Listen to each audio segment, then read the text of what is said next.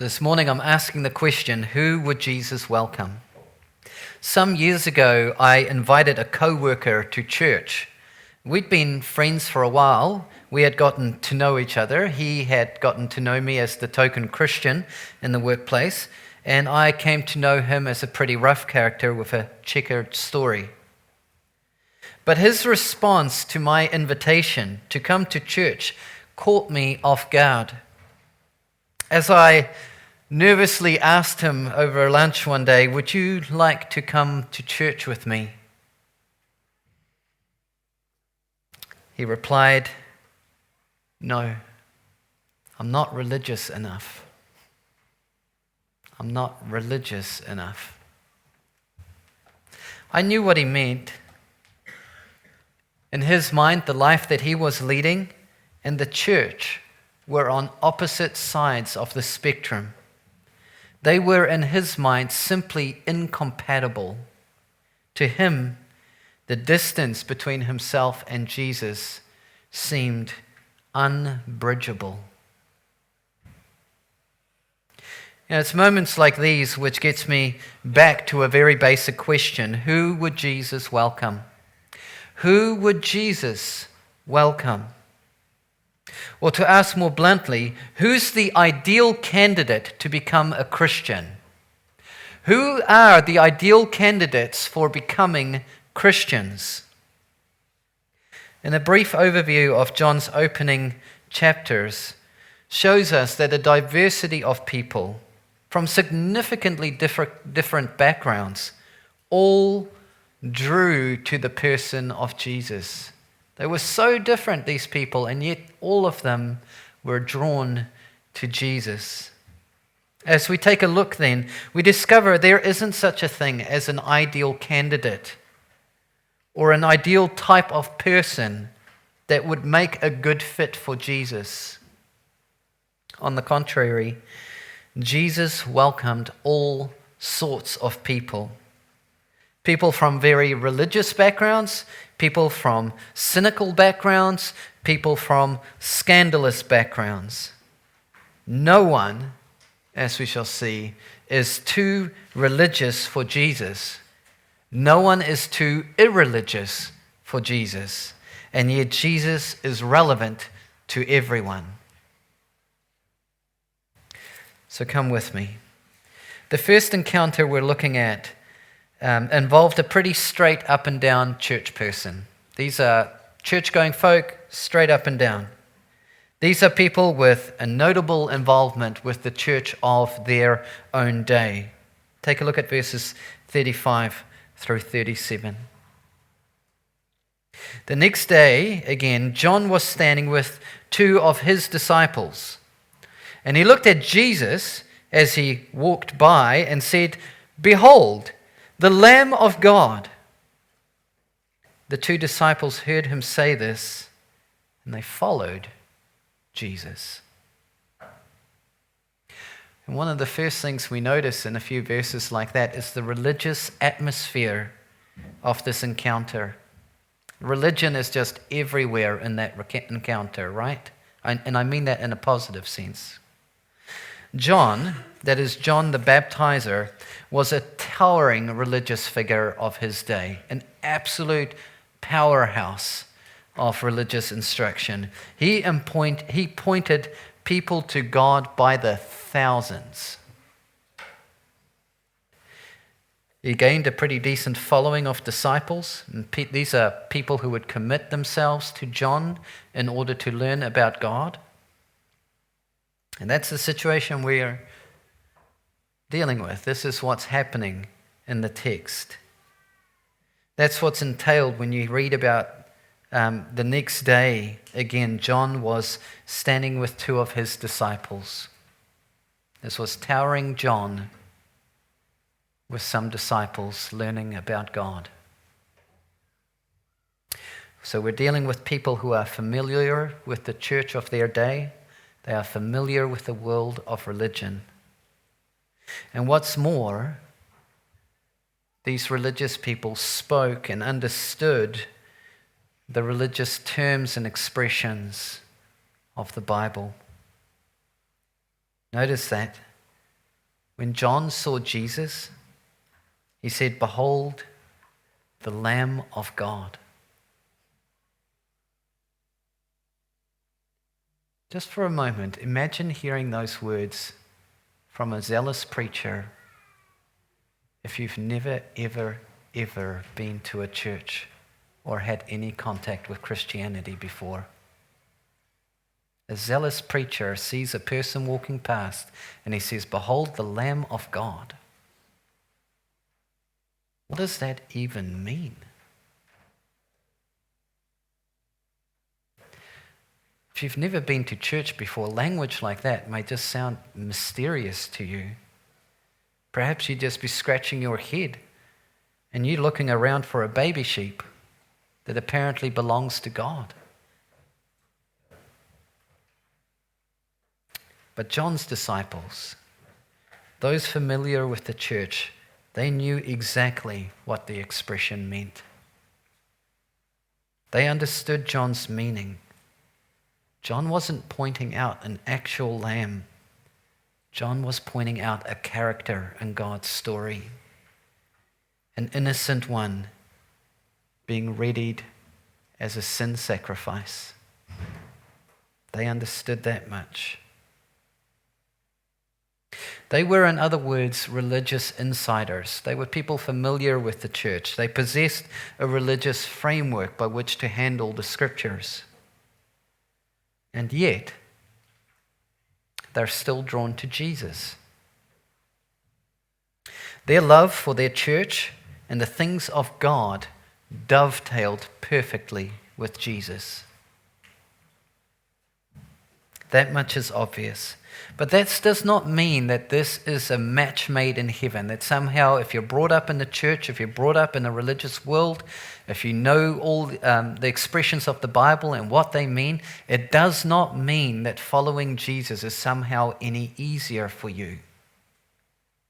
It doesn't mean that you somehow had an automatic foot up that makes following Jesus easier for you. Look closely. When Jesus saw these two disciples attaching themselves to his ministry, he asked them, "What are you seeking?" And they said to him, "Rabbi," which means teacher, "where are you staying?" He said to them, "Come, and you will see." It's a strange encounter. There's these back and forward questions between Jesus and these disciples. What are you seeking? We want you as our rabbi. And while we're talking, where are you staying? Where's your house? It's a kind of weird question to respond to Jesus with, right? We want you as our teacher, but where do you live? You've just identified a new rabbi to teach you about God. Apparently, he is the very best. At least your old rabbi, John, says that he is the best. That much sits well with you. You like where this is going so far. But what part of town is this rabbi from? What suburb does he call home? What postcode does he use? That's the kind of question we're dealing with here. In our context, the question might be, is Jesus from Elgin? Is he from Whataupoko? Is he from Te Hapara? Or is he from Mangapapa? Is he from outer or inner Kaiti? We want to know what kind of postcode Jesus would settle us into if we followed him. And Jesus doesn't even answer them directly. He simply extends the invitation to those from the church world. Come and you'll see. Come. Let's go take a look. It's that kind of answer that signals to us that following Jesus is no predictable walk in the park. To hear Jesus give the imprecise but invitational answer, "Come and you will see," requires a step of faith, even from those who grew up in the church world, doesn't it? It requires a personal commitment to Jesus that will trust him. And so it is. Even those who have grown up in the church world, insiders to the things of God, familiar with the expressions and the customs of the Bible, Jesus readily welcomes us. He readily welcomes us. But he also invites us to exercise personal faith. He invites us, "Come and you will see."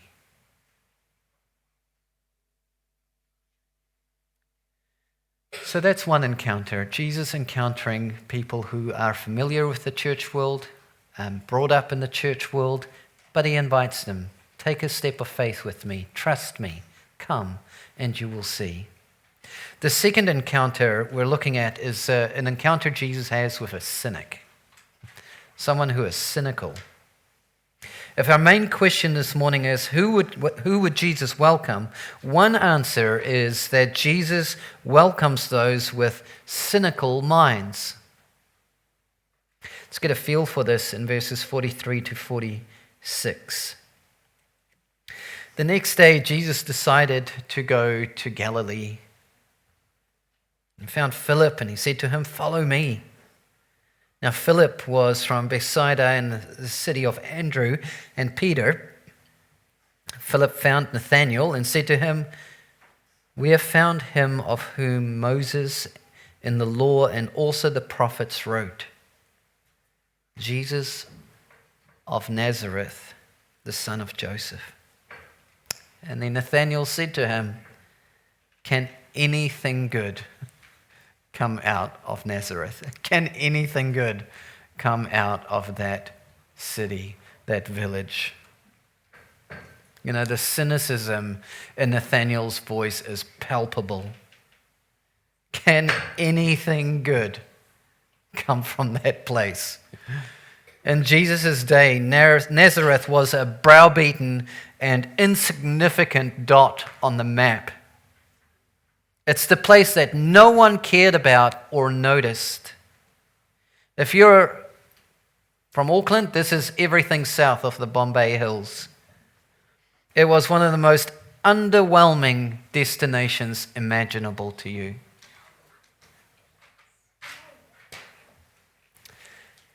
That's how people treated Nazareth. It was a small town. It didn't offer a lot. To claim that the Messiah, of whom Moses in the law and also the prophets wrote, comes from that place, that Nazareth, would have sounded like someone has lost their minds. There's just no way the Messiah is coming from that place. That's the kind of cynicism we find in Nathanael's voice. And it's the type of response that many people have when they first hear about Jesus or when you first invite them to church, isn't it? They're a bit cynical, a little bit dubious about what's going on here. They look at you like you've lost your mind. And a lot of that has to do with the kind of assumptions we bring towards Jesus, isn't it? Nathanael assumed that the tiny backwater town of Nazareth could not produce a person of significance to the world. It's not possible that Nazareth could mean something. Your friends may have other cynical assumptions about Jesus. They may have cynical assumptions about the church also.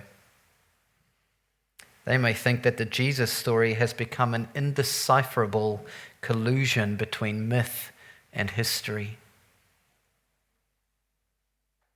They may think the church has become a corrupted institution where God can no longer be found. They may think that science has dealt a death blow to Christian faith. They may think that biblical sexuality is unfit for the contemporary world. There's all kinds of cynical assumptions that bubble up to the surface for people who are hearing about Jesus for the first time. But the important thing to note here is that cynical responses to Jesus is not new. Our generation didn't invent cynicism about Jesus. It's been there since the beginning. From early times, people like Nathanael have rolled their eyes whenever there was conversation about Jesus. You know, if this is where you find yourself, cynical about Jesus, could it not be worth your time to investigate your cynicism? The thing that you hold against Jesus, the thing that makes you dubious about the church, isn't it time to investigate that cynicism, to take a look at it, to test that cynical assumption that you carry around with you? This is the invitation that's been extended to Nathanael, isn't it? Even though he was utterly convinced that nothing good could ever come out of Nazareth, Philip gently suggests to him, come and see. Come and see. You may be right, Nathanael. You may be right. I hear your doubt. I understand your objection. But let's go take a look together. Let's go take a look. Maybe that Jesus has a point. Maybe that rabbi from Nazareth is worth a second look. You know, many of our stories have started this way, hasn't it? Someone came to us and told us about Jesus, but we just rebuffed them with our cynicism. We wrote them off. We weren't interested. We thought our cynical responses like Jesus is for losers or people who follow Jesus turn into Bible bashers were impenetrably witty responses. The trump card that no Christian could ever get past. But a kind friend persisted, inviting us to come and see. It has persistently asked us, come and see. And still we fought back with our armory of cynical responses to defend ourselves. We pointed out the assumed conflict between science and faith. We pointed out the hypocrisy in the churches. We scoffed at the sexual ethics of the Bible. We decried the wars conducted in the name of God. All things that made us rightly cynical about God. But somewhere, we took a step. Somewhere we decided to investigate our cynicism. We gave come and see a chance. And all these years later, we now have our own story to tell, don't we? We have our own story to tell, who someone like Nathanael ended up convinced that Jesus is the Son of God, the King of Israel. You know, if you're cynical about Jesus and the church, maybe this is all you need to hear this morning.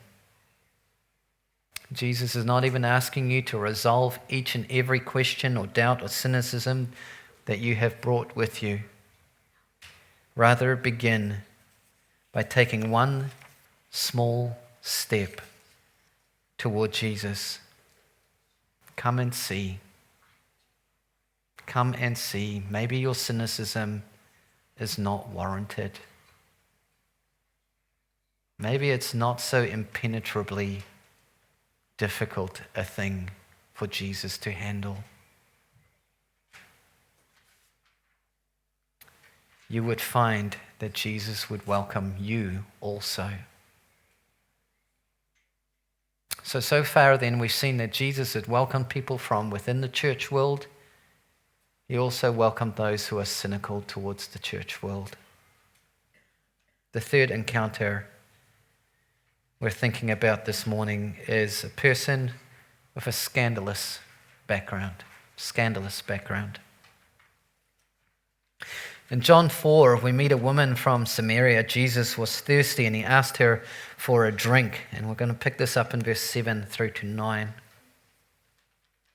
There came a woman of Samaria to draw water, and Jesus said to her, "Give me a drink." And the Samaritan woman said to him, "How is it that you, a Jew, ask for a drink from me, a woman of Samaria?" For Jews have no dealings with Samaritans. Immediately we see a host of problems here, don't we? Firstly, Jesus is an unmarried man. Talking unaccompanied with a woman would draw all kinds of gossip in that culture. He is an unmarried man talking alone with a woman. There is no one else around. The gossip wheel would start spinning. What's that Jesus character doing with this woman? What's he whispering?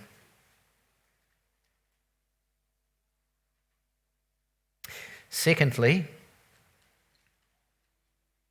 he's a Jewish man. She's a Samaritan. She's from Samaria. And there's all kinds of ethnic hostility between these two people, between Jews and the Samaritans. Jews, as far as this woman knew and understood and experienced Jewish culture, and Jews would look down on people like her. They're a mixed-race people with a bastardized blend of Judaism and goodness knows what else making up their religious framework. And Jews had no category for people like that. And here's Jesus. He just starts to make a bit of conversation around the water cooler, as it were. He's just there by the well and she's by the well, and he wants to have a little bit of conversation. But this move by Jesus is so unexpected that it surprises her. It throws her, catches her off guard. This woman is understandably taken aback. She has questions. What's going on here? She wants to know, how is it that you, a Jew, ask a drink from me, a woman of Samaria? But for those of us who know the story, that's not the scandal at all. The scandal is yet to come. It's not that she's a woman and that Jesus is an unmarried man. It's not even that she is Samaritan and that Jesus is a Jew. No. The real scandal here is that we learn that she is living a story of sexual promiscuity. She is up to her neck in adultery.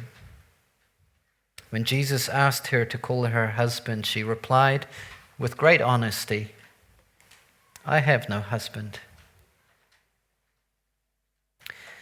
And Jesus said to her, "You are right in saying, 'I have no husband,' for you have 5 husbands, and the one you now have is not your husband. What you have said is true."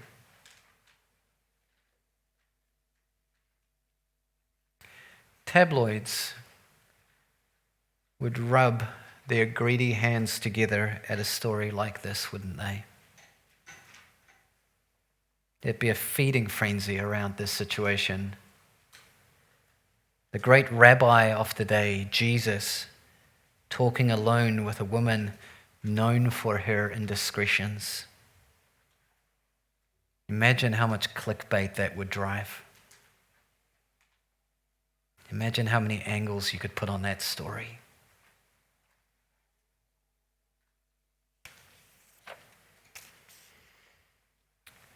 But damn those who take advantage of a tragedy like this for personal gain. Think about what's going on here. This woman had only known men who looked her body up and down.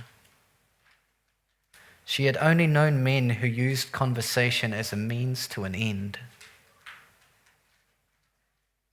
But somehow here's this Jesus person,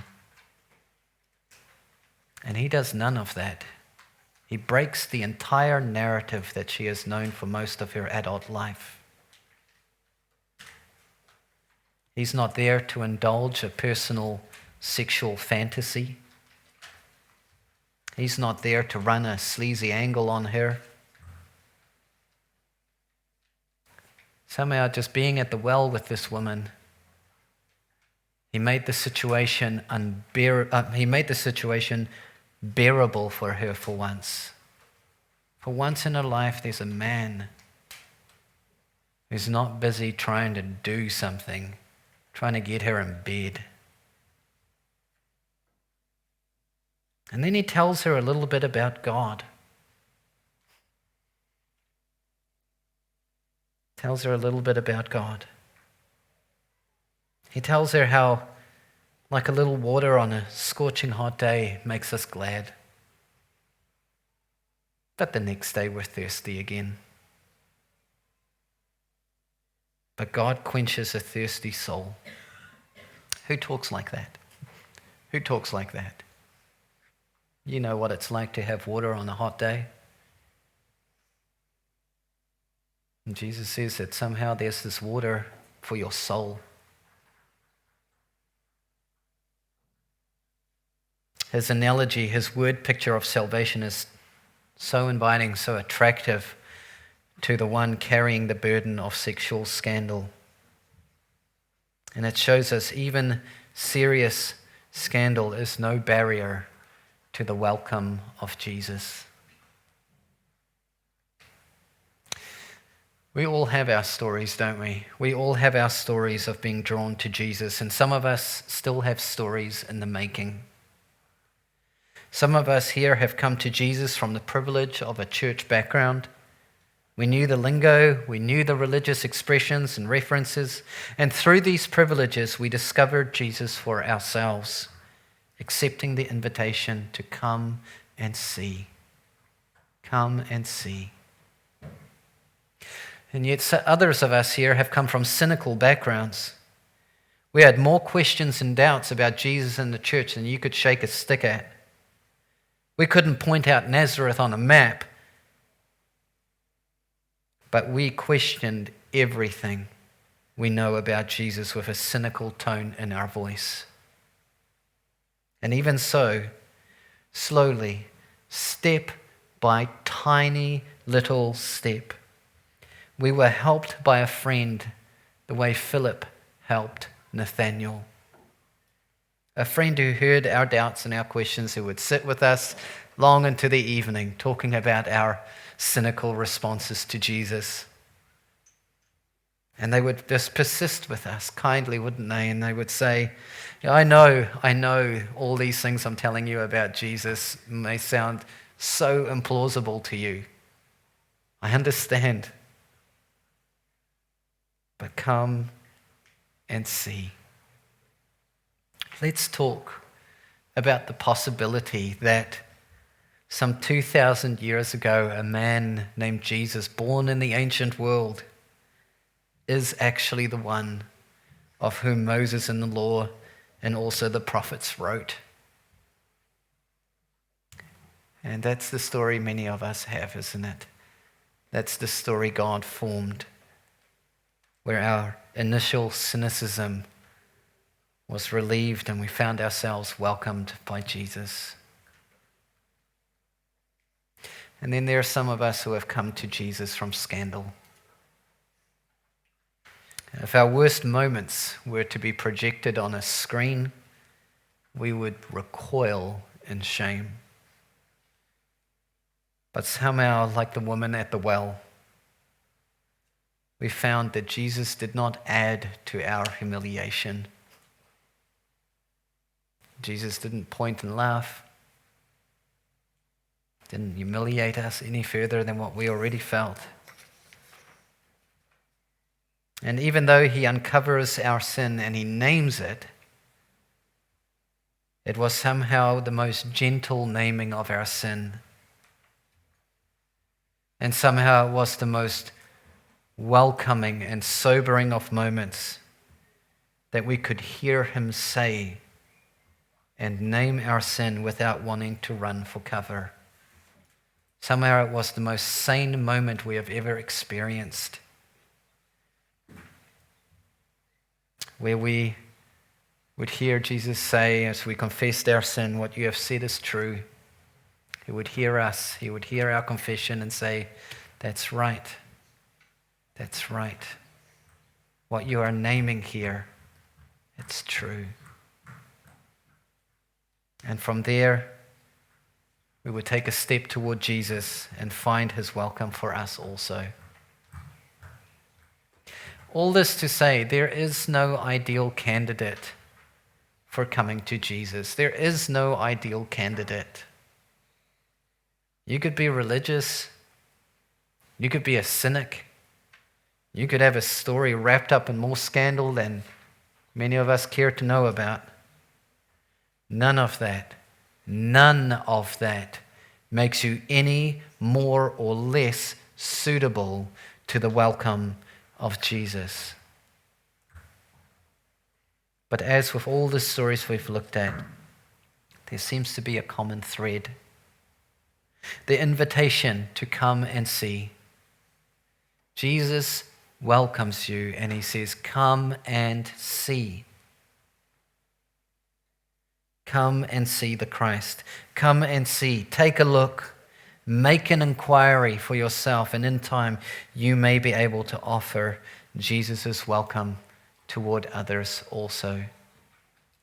And that's what we find in all these stories, isn't it? The connecting dots. That those who are welcomed by Jesus end up extending that welcome towards their community also. This is, after all, the lasting impact Jesus had on all these people in these stories. One of those religious disciples who were drawn to Jesus went and found his own brother Simon and said to him, we have found the Messiah. He's been welcomed by Jesus and he's looking to welcome his own family into that story of Jesus too. And cynical Nathanael, he would go on to be a bold evangelist. Church history records correctly, he was one of the few who went and introduced the gospel to places like India. And the woman caught in scandal, notice she too wants to invite her community to this Jesus.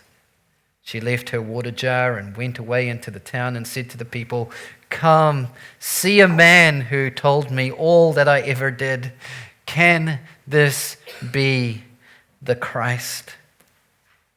And they responded. They went out of the town and were coming to Jesus.